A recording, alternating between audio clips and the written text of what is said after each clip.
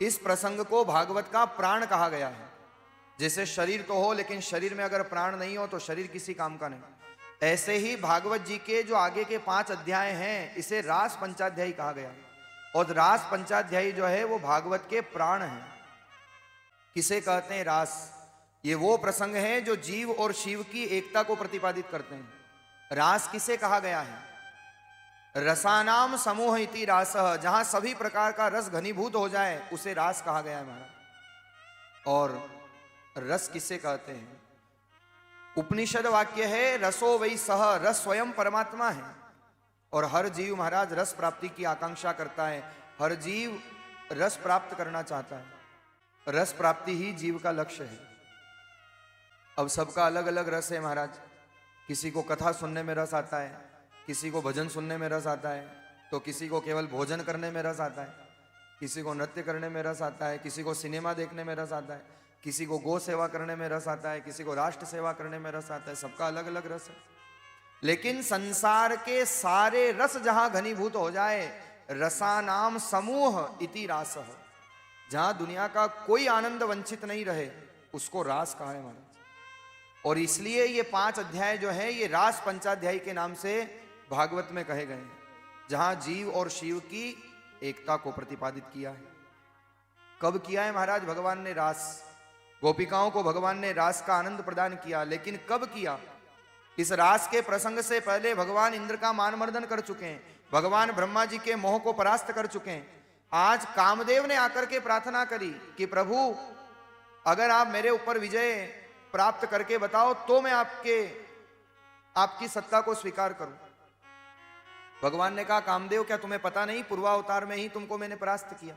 कामदेव कहते हैं प्रभु उस समय तो आप मर्यादा अवतार में थे, मर्यादा पुरुषोत्तम थे, 4 दीवारी में बंद थे, लेकिन मैं विजय तो तब मानूं जब मैदान भी मेरा हो, प्रहार भी मैं करूं, सारी परिस्थितियां भी अनुकूल मेरे हो, और तब आप मुझे जीत करके बताओ तो आपको आपके चरणों का दास बन जाऊंगा। भगवान ने कामदेव की प्रार्थना को स्वीकार किया है महाराज। इसलिए ये महाराज का प्रसंग घटा है। ग्रंथकार वर्णन करते हैं, भगवान पीता रात्रि शरदोत्फुल्ल मल्लिका विक्षरन्तुम मनश्चक्रे योग मायामुपाश्रितः। भगवान अपीता रात्रि, कौन सी रात्रि? शरद पूर्णिमा की रात्रि में, जहां चंद्रमा अपनी पूर्ण कलाओं से सुशोभित होता है। शरद पूर्णिमा की रात है, यमुना का किनारा है, कदम्ब के वृक्ष के नीचे कन्हैया खड़े हैं, और आज भगवान अपने अधरों पर वेणु रख करके वेणु नाद कर रहे हैं, बांसुरी बजा रहे हैं। जैसे ही महाराज भगवान ने आज बांसुरी बजाई, वेणुनाद किया, वेणुनाद तो भगवान ने कल भी किया था, लेकिन पूर्व के वेणुनाद में और आज के वेणुनाद में एक अंतर है। पहले जो भगवान ने बांसुरी बजाई सारे संसार ने सुनी, गायें भी दौड़ी थी, ग्वाल भी दौड़े थे, गोपी भी दौड़ी थी, बछड़े भी दौड़े थे, सब दौड़े थे बांसुरी की धुन को सुनकर। लेकिन आज जो भगवान ने अर्धरात्रि में वेणुनाद किया, इस बांसुरी की धुन केवल और केवल महाराज गोपिकाओं के कर्ण कुहरों तक गई है। और गोपिकाओं को जब अर्धरात्रि में बांसुरी की धुन सुनाई दी, तो गोपिकाएं तो महाराज जिस अवस्था में जो गोपी थी उसी अवस्था में कन्हैया की तरफ दौड़ी चली जा रही है। इस बांसुरी की धुन को आज गोपिकाओं के अलावा किसी ने नहीं सुना, क्योंकि भगवान वेणुनाद करके गोपिकाओं को निमंत्रण दे रहे हैं महाराज का। और गोपिकाएं महाराज कृष्ण ग्रहीत मानसा, जो गोपिकाएं केवल और केवल कृष्ण की लालसा रखती है, वो आज वेणुनाद को सुनकर कन्हैया की तरफ भागी चली जा रही है। कई लोग महाराज इस रास लीला को काम लीला का नाम दे देते हैं, लेकिन ये काम लीला नहीं है, ये काम विजय लीला है। इस लीला को सुनने से पहले जीव का अंतर मन का द्वंद्व समाप्त होना चाहिए, तब ये प्रसंग हृदयंगम होता है। ये वो लीला है जो जीव और शिव की एकता को प्रतिपादित करती है। और फिर महाराज ये तो विचार करो, सुना कौन रहा है? श्री सुखदेव जी महाराज, जिनके लिए भागवत में लिखा गया अलक्ष लिंगो निजलाभ तुष्टः, परिव्राजक सन्यासी जो है, अवधूत धर्म जिन्होंने धारण किया है। और फिर सुना किसको रहे? राजन परीक्षित को, जो मरणासन अवस्था में 7 दिन में उसकी मृत्यु होने वाली है। क्या भला सुखदेव जी जैसे महापुरुष एक मरते हुए व्यक्ति को क्या भला काम लीला सुनाएंगे? इसलिए महाराज ये केवल एक संकीर्ण विचार है। वास्तविकता ये है कि ये भागवत के प्राण हैं और ये वो प्रसंग है जिस प्रसंग के माध्यम से जीव और शिव की एकता को प्रतिपादित किया। आज भगवान ने वेणुनाद किया और जैसे ही वेणुनाद किया तो जो गोपी जिस अवस्था में थी आज उसी अवस्था में कन्हैया की तरफ दौड़ी चली जा रही है। बांसुरी की धुन जब कन्हैया छेड़ते हैं महाराज तो गोपिकाओं के पांव रुक नहीं पाते हैं और गोपिकाएं दौड़ पड़ती है कन्हैया की तरफ। कैसी स्थिति है महाराज गोपिकाओं की। संतों ने बड़ा सुंदर भाव लिखा है। बोलिए कृष्ण कन्हैया लाल की जय। नंद जीरा लाला मैं फेरू थारी माला। नंद जीरा लाला मैं फेरू थारी माला। हो मुरली हो बंशी हो मुरली प्रेम की बजाई रे नंद लाला।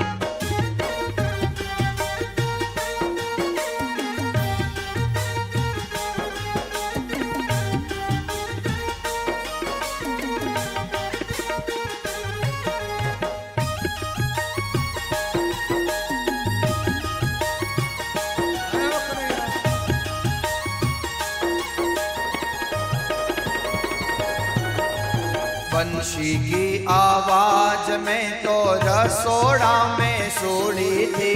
बंशी की आवाज में तो रसोड़ा में सोड़ी। ओ फल का भोवती छोड़ाई रे नंद लाला।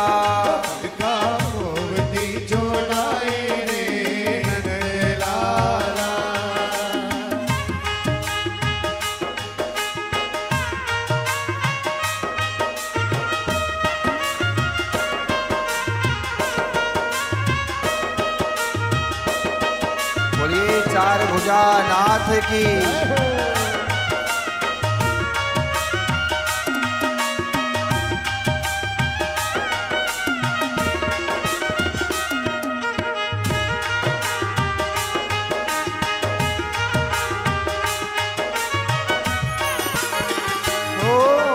बंशी की आवाज में तो पनघट पे सोड़ी थी। बंशी की आवाज में तो पनघट पे सोड़ी। ओ घड़ला भरती छोड़ आई रे नंद लाला। घड़ला भरती छोड़ आई रे नंद लाला।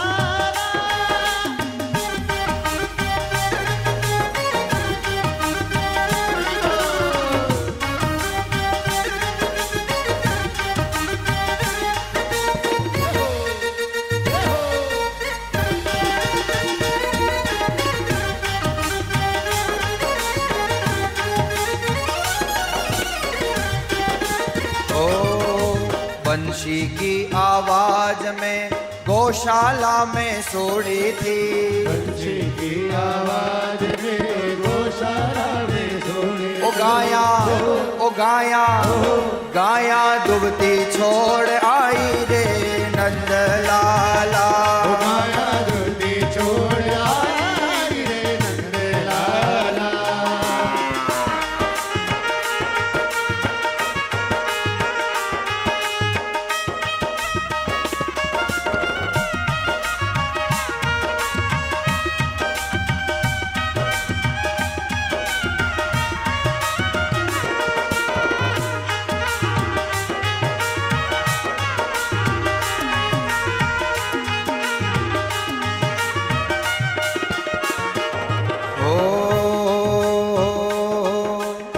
बंशी की आवाज में तो भागवत मासूड़ी थी। बंशी की आवाज में तो भागवत मासूड़ी। ओ टाबर रमता छोड़ आई रे नंद लाला। ओ टाबर रमता छोड़ आई रे नंद लाला। बोलिए सांवरिया सेठ की।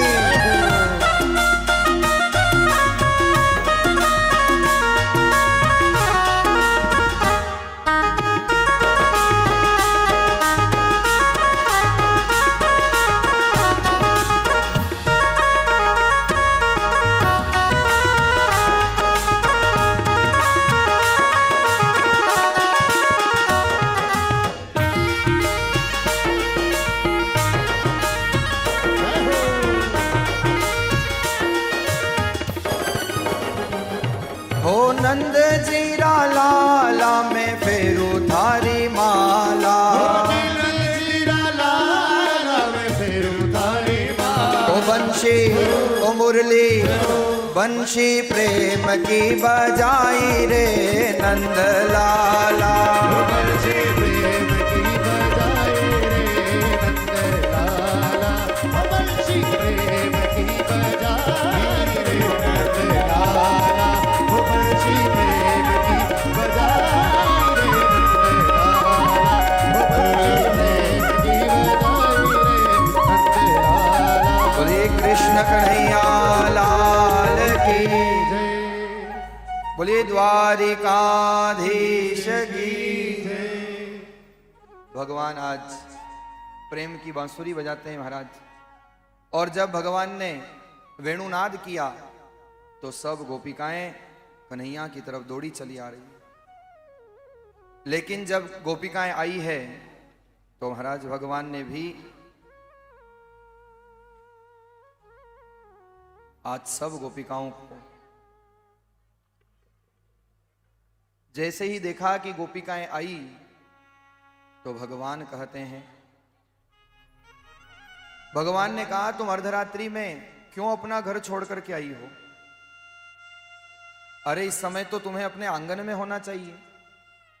गोपिकाएं कहती है ये क्या नियम है प्रभु, एक तरफ तो वेणुनाद करके हमको निमंत्रण दे रहे हैं और दूसरी तरफ प्रणाम, दूसरी तरफ जब हम आई हैं तो आप कहते हो कि हम यहां क्यों आई हैं?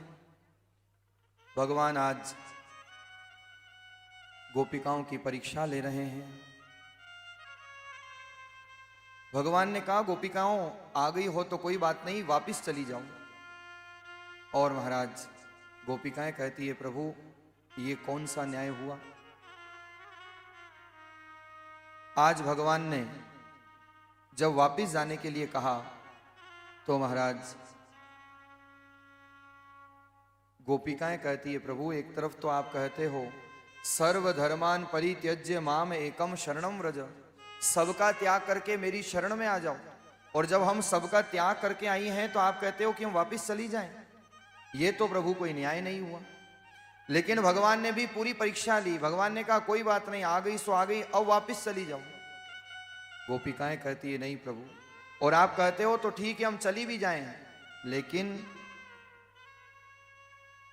निशम्य गीतम तदनंग वर्धनम व्रज स्त्रिय कृष्ण गृहीत मानसा। सुखदेव जी महाराज वर्णन करते हैं, गोपिकाओं ने कहा प्रभु हम अपना समर्पण करने के लिए आई हैं, हम अपना भाव रखने के लिए आई हैं। और गोपिकाओं ने अंत में कह दिया पादौ पदम न चलस्तौ पादमूलात् यामः कथम व्रजमथो करवाम किं वा। गोपिकाओं ने कहा प्रभु आप कहो तो हम चली भी जाएं,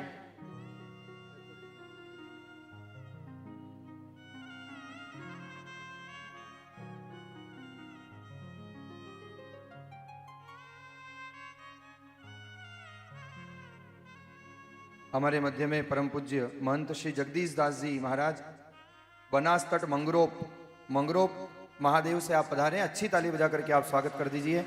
बहुत बहुत स्वागत, अभिनंदन। गोपिकाओं ने कहा प्रभु आप कहो तो हम चली भी जाएं, लेकिन अब हमारे पैर नहीं चल रहे। पादौ पदम न चलस्तौ पाद मूलान, ये पैर हमें यहाँ ले तो आए लेकिन वापस ले जाने के लिए तैयार नहीं। अब आप ही बताओ, अगर पैर नहीं चलेंगे तो हम जाएंगी कैसे? ऐसा उत्तर गोपिकाओं ने दिया कि आज भगवान कृष्ण भी निरुत्तर हो जाते हैं। और भगवान समझ गए कि इन गोपिकाओं को महाराज का आनंद प्राप्त करने की परम अभिप्सा है, परम लालसा है, परम इच्छा है। और महाराज भगवान आज महाराज का आनंद प्रदान करते हैं। भगवान ने जब गोपिकाओं को महाराज का आनंद प्रदान किया तो महाराज ऐसा घटा, इन गोपिकाओं को भी हृदय में अहंकार आ गया कि हमसे श्रेष्ठ संसार में कौन होगा जो त्रैलोक्य का नाथ हमारे साथ महाराज का आनंद हमें प्रदान कर रहा है। ऐसो को जन्म्यो भाई प्रभुता पाई ताई मद नाही। बहुत मुश्किल होता है महाराज प्रशंसा को पचाना, धन को पचाना। कमा लेना तो आसान है पर पचाना बड़ा मुश्किल है। और इसलिए कवि की पंक्तियां मुझे बड़ी सुंदर लगती है कि खानदानी रईस मिजाज रखते हैं नरम अपना। खानदानी रईस मिजाज रखते हैं नरम अपना, तुम्हारा व्यवहार बता रहा है कि दौलत नई नई है। कभी कभी महाराज नया नया पैसा आता है तो वो झलक जाता है, लेकिन पचाना महाराज, किसी वस्तु को पचाना बहुत मुश्किल है। प्राप्त हो जाना मुश्किल नहीं है, पचाना बहुत मुश्किल। गोपिकाएं भगवान से दिन रात प्रेम करती थी, लेकिन आज हृदय में अहंकार आ गया गोपिकाओं को कि हमसे श्रेष्ठ कौन होगा। और तत्क्षण भगवान वहां से अंतर ध्यान हो गए, क्योंकि भगवान का नियम है या तो हृदय में मैं रहूंगा या अहंकार रहेगा। गोपिकाओं को भगवान ने, गोपिकाओं के बीच में से अंतर ध्यान हुए भगवान। आज गोपिकाएं जब देखती है कि अब प्रभु नहीं है तो मन में पश्चाताप करने लगी कि हमारे अहंकार ने प्रभु से हमें दूर कर दिया। इसलिए जीवन में महाराज भी सिद्धांत रखो, ही सिद्धांत मत रखो। अक्सर जो ये महाभारत होती है ना, घर में जो लंका कांड होता है, उसका मूल कारण है ही सिद्धांत। क्योंकि व्यक्ति क्या कहता है, मैं ही श्रेष्ठ हूं, मैं ही ये कर सकता हूं, मैं ही उत्तम हूं, मैं ही करूंगा, मैं ही श्रेष्ठ हूं। और यही लड़ाई का कारण होता है। ये मत कहो हाँ मैं भी श्रेष्ठ हूं, ये चल सकता है, मैं भी कर सकता हूं, ये चल सकता है, मैं भी काम ये कर सकता हूं, मैं भी रख सकता हूं। भी सिद्धांत महाराज हमेशा जो है वो सार्थक होता है। ही सिद्धांत अहंकार जागृत कर देता है और अहंकार होते ही जीव का पतन हो जाता है। इसलिए ही सिद्धांत पर नहीं, भी सिद्धांत पर रहो। अक्सर जो झगड़े होते हैं ना महाराज, वो इसलिए होते हैं। क्या होता है जीवन में, कुछ कह गए कुछ सह गए, कुछ तो कह गए कुछ सह गए और कुछ कहते कहते रह गए। ध्यान देना, कुछ तो कह गए, कुछ रह गए, कुछ सह गए, कुछ कहते कहते रह गए। मैं सही और तुम गलत, मैं सही और तुम गलत, बस इतनी सी बात पर न जाने कितने रिश्ते ढह गए, न जाने कितने रिश्ते ढह गए। केवल बात इतनी होती महाराज, मैं सही हूं और तुम गलत हो। इस छोटी सी बात पर महाभारत हो जाती है, छोटी सी बात पर घर में दरारें आ जाती हैं। लेकिन जीवन की सार्थकता उसी में है जब महाराज भी सिद्धांत को लेकर के चले। गोपिकाओं को आज छोड़कर के कन्हैया गए और राधा को महाराज का आनंद प्रदान करने लगे। लेकिन गोपिकाओं ने यहां पर क्या किया जब कन्हैया बीच में से चले गए? पूर्व में जो लीलाएं घटी है, गोपिकाएं उनका स्मरण कर रही है। कोई गोवर्धन लीला का बखान कर रही है, कोई अघासुर बकासुर के वध का बखान कर रही है, कोई कालिया मानवर्धन का बखान कर रही है, तो कोई भगवान का वही स्वरूप लेकर के भगवान की लीलाओं का स्मरण कर रही है। और इसलिए गोपिकाओं का यह प्रसंग प्रेरणा देता है कि भगवान मिले या न मिले यह अलग बात है। लिख लेना अपने हृदय पटल पर कि भगवान मिले या न मिले ये अलग बात है, लेकिन हम कोशिश भी ना करें ये गलत बात है। हम कोशिश भी ना करें ये गलत बात है। इसलिए महाराज हमारा कार्य है कोशिश करना, प्रयास करना। और गोपिकाओं ने प्रयास किया और गोपिकाओं का प्रयास सार्थक भी हुआ। आज जब गोपिकाएं भगवान की लीलाओं का स्मरण कर रही थी, स्मरण करते करते आगे गई तो 4 चरण चिन्ह दिखाई दिए। 2 तो कन्हैया के थे और 2 एक गोपी के। एका गोपी शब्द का प्रयोग किया, लेकिन अन्य ग्रंथों में, गर्ग संहिता में, पद्म पुराण में प्राप्त होता है ये 2 चरण चिन्ह राधा के थे। भागवत में कहीं राधा शब्द का प्रयोग नहीं हुआ है महाराज। पूरी भागवत में अनया राधितो शब्द का प्रयोग हुआ है। एका गोपी कहकर के सुखदेव जी ने पुकारा। और क्यों नहीं हुआ उसका कारण है। कारण यह है कि सुखदेव जी की गुरु स्वरूपा है राधा, आह्लादिनी शक्ति है भगवान की। और अगर सुखदेव जी राधा शब्द का उच्चारण भी कर देवे तो महाराज सुखदेव जी को राधा नाम उच्चारण करने मात्र से समाधि लग जाती है। अब अगर सुखदेव जी को समाधि लग जाए तो परीक्षित का मोक्ष कौन कराए। इसलिए राधा का नाम नहीं लिया है महाराज पूरी भागवत में। लेकिन फिर भी प्रेम पुजारी प्रेम बिना आधे आधे रहते हैं। प्रेम पुजारी प्रेम बिना आधे आधे रहते हैं। रंग ना चढ़े जिसे प्रेम का वो सादे सादे रहते हैं। अरे नाम नहीं लिखा भागवत में कहीं भी राधा का, नाम नहीं लिखा कहीं भी भागवत में राधा का, फिर भी भागवत के समापन पर लोग राधे राधे कहते हैं, राधे राधे कहते हैं। एक बार कह दो ना जरा जोर से, जय जय श्री राधे। समापन पर लोग राधे राधे कहते हैं। नाम नहीं है महाराज भागवत में राधा का, लेकिन प्रभु की आह्लादिनी शक्ति है। इसलिए महाराज है जोश जब तक जिंदगी में जश्न होना चाहिए। अरे खुशियां बन जाएगी राधिका, पर उसके लिए मन भी तो कृष्ण होना चाहिए, मन भी तो कृष्ण होना चाहिए। भगवान का जीवन तो महाराज एक एक भगवान की लीला अद्भुत प्रेरणा देती है। भगवान ने वेणुनाद किया, क्यों भगवान को बांसुरी प्रिय है। 3 गुण हैं, कल कथा में बताए थे बांसुरी के 3 गुण। और इसलिए तो कहा गया है कि बांसुरी से सबक ले ए जिंदगी, बांसुरी से सबक ले ले ए जिंदगी। छेद कितने हो सीने में फिर भी मीठा गुनगुनाती है, फिर भी मीठा गुनगुनाती है। बांसुरी महाराज जब बजती है तब मीठी बजती है भगवान का। इसलिए तो भगवान को बांसुरी प्रिय है, वेणु प्रिय है। ठाकुर जी के सामने जाओ ना तो महाराज कहा करो प्रभु से कि हे प्रभु आपकी बांसुरी के स्वर जैसा हमारा मन हो जाए, आपकी बांसुरी के स्वर जैसा हमारा मन हो जाए, आपके मोर के पंख जैसा हमारा तन हो जाए, और एक बार सावरिया आपकी नजर हो तो रोम रोम वृंदावन हो जाए, रोम रोम वृंदावन हो जाए। बोल वृंदावन बिहारी लाल की जय। और जिस दिन रोम रोम वृंदावन होगा ना महाराज तो कन्हैया हृदय में आकर के बैठ जाएंगे, तुम्हारा हृदय ही कृष्णासन हो जाएगा। आज राधा को महाराज का आनंद भगवान प्रदान करने लगे। इधर राधा महाराज का आनंद प्राप्त कर रही थी, लेकिन आश्चर्य राधा का मन भी अछूता नहीं रहा अहंकार से। नृत्य करती करती राधा सोचती है मैं तो सब गोपिकाओं में सर्वश्रेष्ठ हूं, इसलिए तो कन्हैया सबको छोड़ करके मेरे पास आए। लेकिन जैसे ही अहंकार जागृत हुआ भगवान फिर अंतर ध्यान हो गए, राधा करुणा करने लगे। और भागवत में वर्णन मिलता है, भगवान को पता चल गया, भगवान अंतर्यामी। नृत्य करती करती राधा कहती है प्रभु मैं थक गई हूं, जरा मुझे कंधे पे बिठा लो। भगवान ने कहा हाँ हाँ आओ। अंदर क्या चल रहा था वो तो ठाकुर जी जानते थे। भगवान नीचे बैठे, जैसे ही राधा कंधे पर बैठने लगी और भगवान अंतर ध्यान हो गए। जैसे विद्यालय में महाराज बच्चे कोई कुर्सी पे बैठता है, पीछे से कुर्सी खसका लेते हैं, उसकी क्या दशा होती है, ऐसे महाराज आज राधा की दशा हुई, धड़ाम से नीचे गिर पड़ी। भगवान ने भी सोचा आज कंधे पर बैठ रही है, कल माथे पे बैठेगी, इसलिए भगवान ने कंधे पे भी नहीं बिठाया।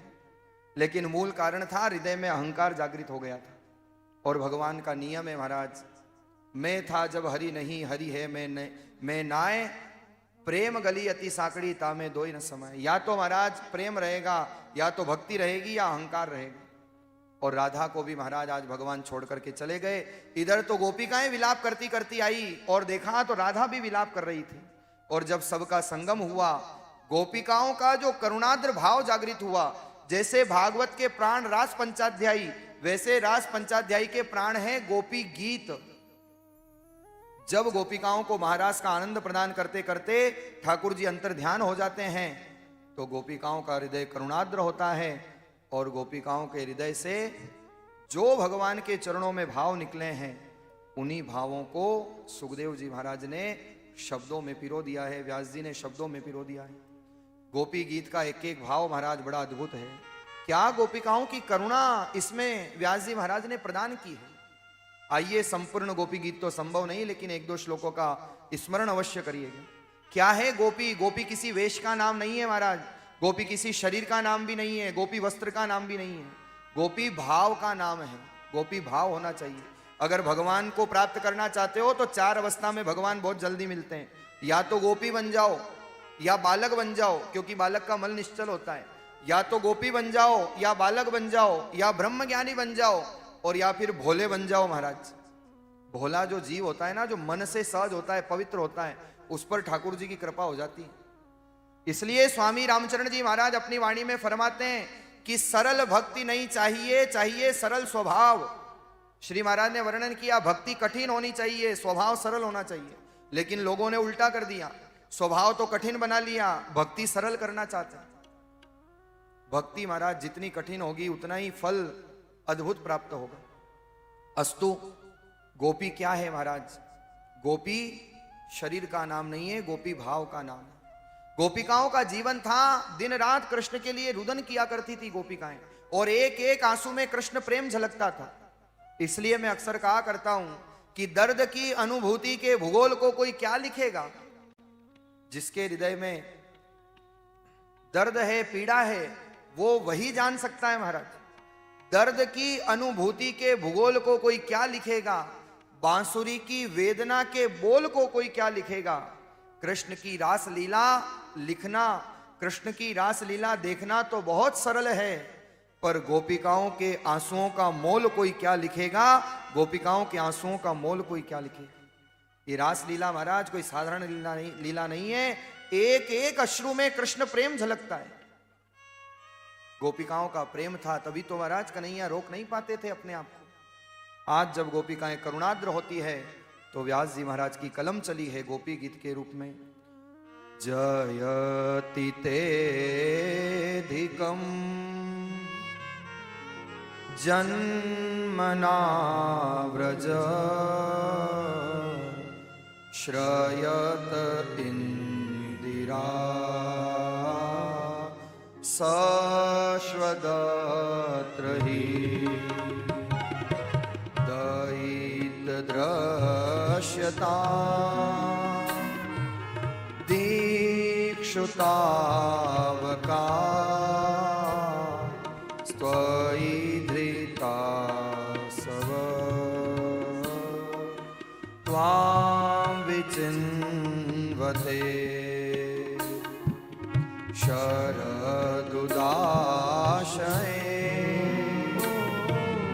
साधुजात सरसिजोदर श्रीमृषादृशा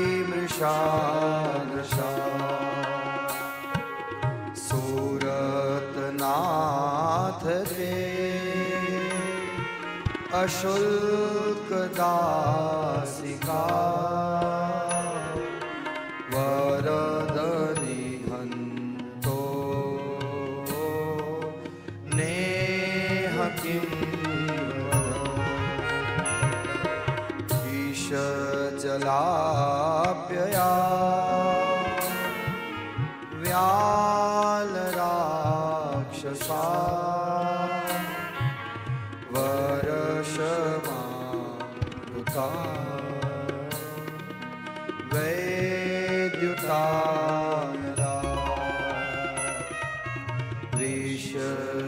विषमयात्मजा विश्वतो भया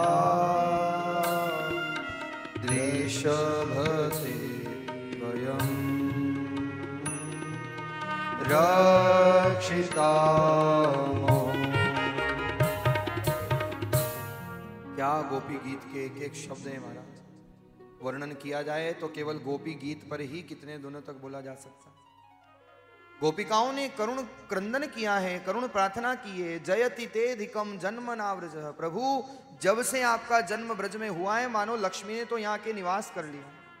हे प्रभु क्यों हमें छोड़ करके चले गए, हम तो आपकी अशुल्क दासी हैं। अरे प्रभु यही दिन दिखाना था, ऐसे ही तड़पाना था, तो फिर क्यों हमको यमुना के विष विषाक्त जल से बचाया, क्यों हमको इंद्र की मूसलाधार वर्षा से बचाया, क्यों अघासुर से बचाया, क्यों बकासुर से बचाया।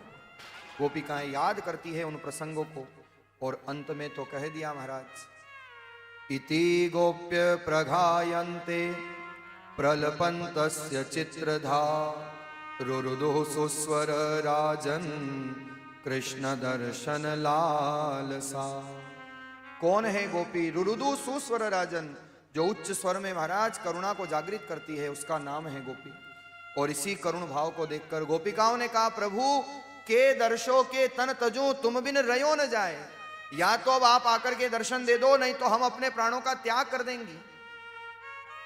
जब ये भाव गोपिकाओं ने रखा तो भगवान भला अपने आप को कहां रोक सकते थे।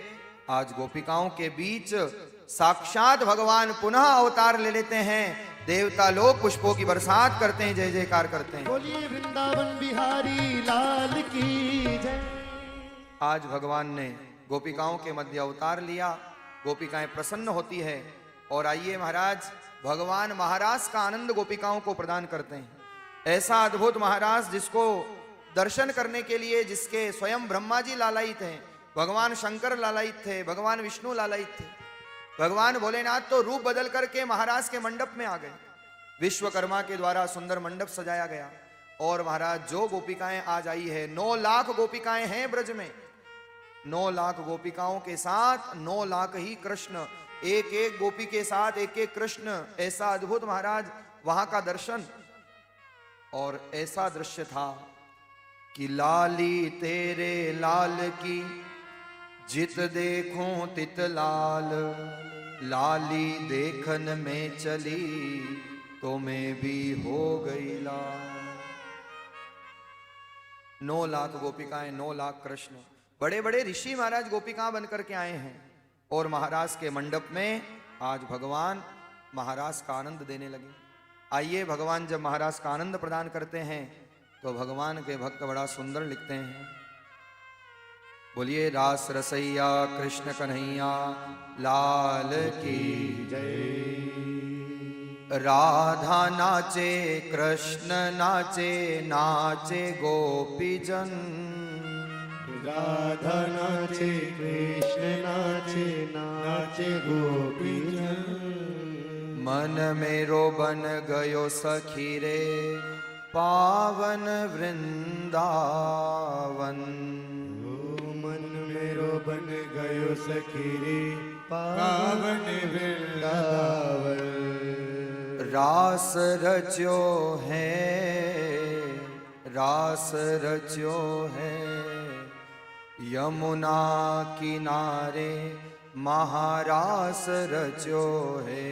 ओ रास रच्यो है, रास रच्यो है यमुना किनारे, महारास रच्यो है। आइए मीठी मीठी तालियों की सेवा करते हुए भगवान के महाराज के दर्शन करिए।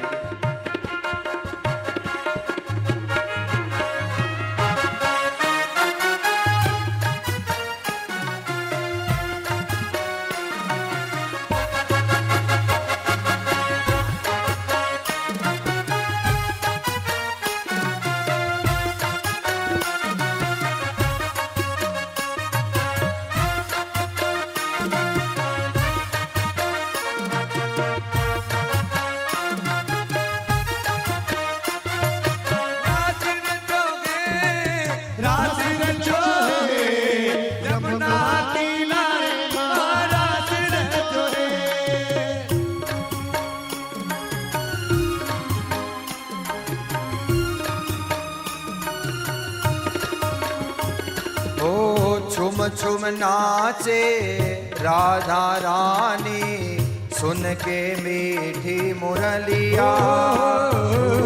झुम झुम नाचे राधा रानी,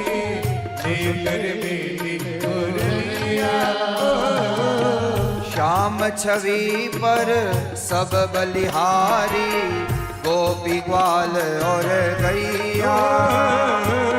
श्याम छवि पर सब बलिहारी, गोपी ग्वाल और गैया।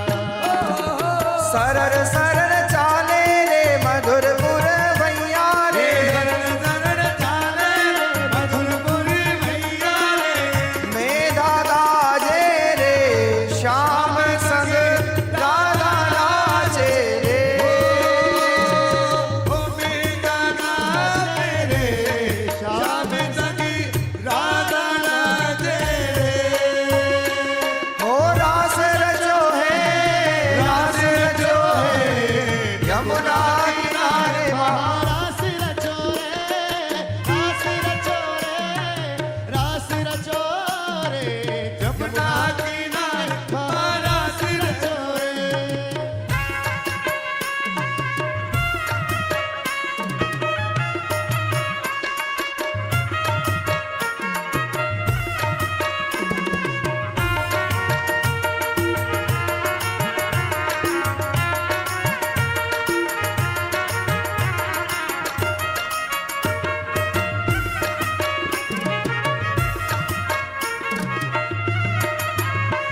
ओ चंद्र किरण सा श्याम सलोना, दो आंखें कजरारी। चंद्र किरण सा शांत लोना, दो आंखें कजरारी हो। ठुमक ठुमक चाले गोपियन के संग, ब्रज का पालन हारी। ठुमक ठुमक चले गोपियन के संग, ब्रज का पालन हारे। रास बिहारी संग राधा सुकुमारी, रास बिहारी संग राधा सुकुमारी।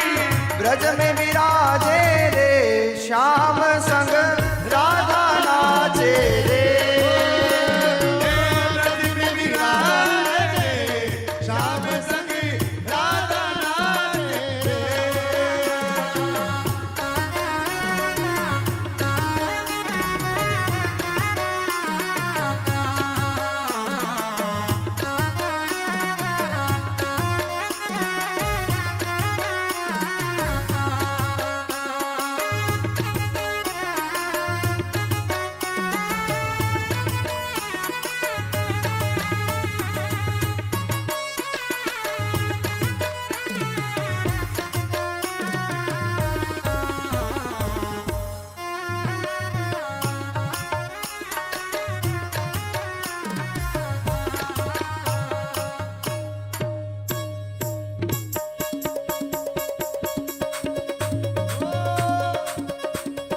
रास रचो है, रास रचो है, यमुना किनारे वहाँ रास रचो है। रास रचो है, रास रचो है, यमुना किनारे वहाँ रास रचो है। रास रचो है, रास रचो है, यमुना किनारे वहाँ रास रचो है।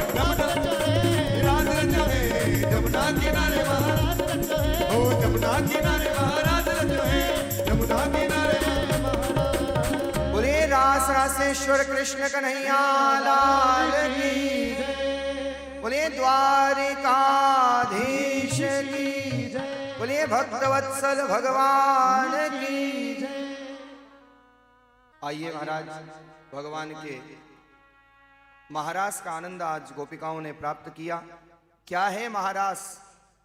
ध्यान देना, रामस्नेही संप्रदाय के आद्याचार्य स्वामी रामचरण जी महाराज जो स्तुति गोपिकाओं की हुई है, श्री महाराज ने भजन का वो मार्ग बताया है कि आज भी गोपिकाओं जैसी स्तुति हो सकती है। और वो है महाराज श्वासोश्वास भजन, राम नाम की साधना। गोपिकाओं की स्तुति कैसी थी? के दर्शों के तन तजू तुम बिन रयो न जाए, सुरत राधिका संतदा शब्द गुरु का कान, शून्य मंडल विच रमत है देख भय हैरान। संतदास जी महाराज अपनी वाणी में फरमाते हैं ये सुरत ही राधिका है, और गुरुदेव के द्वारा जो प्रदत्त राम नाम शब्द है वही महाराज कृष्ण है। कृष्ण और राधा शब्द और श्रुति का जब मेल होता है तो महाराज अंतःकरण में करुणा जागृत होती है, राम शब्द जागृत होता है। स्वामी रामचरण जी महाराज ने पूरा शब्द प्रकाश ग्रंथ लिखा है, जिसमें गोपी भाव, गोपी की स्थिति क्या है वैसी एक साधक की स्थिति हो जाती है। श्वासों श्वास भजन करते करते, कई साधक हैं महाराज जो राम स्नेही संप्रदाय शाहपुरा में श्वासों श्वास भजन के उस मार्ग पर अपने जीवन को साधना के मार्ग में लगाते हैं, और उस समय जब साधना परिपक्व होने लगती है तो स्थिति कैसी हो जाती है, रोम रोम झुणकार झुणक के, जैसे माया तार थुणक के, माया अक्षर यहां विलाया, ररंकारिक गगन सिदाया, ऐसी स्थिति हो जाती है महाराज। रोम रोम में नाम जागृत होने लगता है, रोम रोम में शब्द जागृत होने लगता है। पद्मासन निश्चल मन किया, नासा निरधार धर लिया, सासों सासा धवण लगाई, आरत करके विरह जगाई। ये स्थिति क्या है? ये स्थिति गोपी भाव की स्थिति है। इसलिए राम स्नेही संप्रदाय आद्याचार्य स्वामी रामचरण जी महाराज श्वासों श्वास भजन प्रक्रिया को गोपी भाव का भाव बताते हैं महाराज।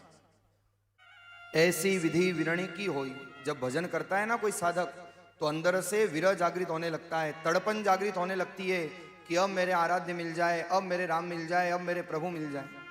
ऐसी विधि विरहनी की होई, और विरही जाने के सदगुरु सोई। जो भजन करता है ना महाराज वही जान सकता है, हृदय में जब तड़पन उठती है तो उस परमात्मा की लालसा, उसको उसके दर्शन की लालसा, उसकी अभिप्सा जब जागृत होती है तो कैसा विरह जागृत होता है।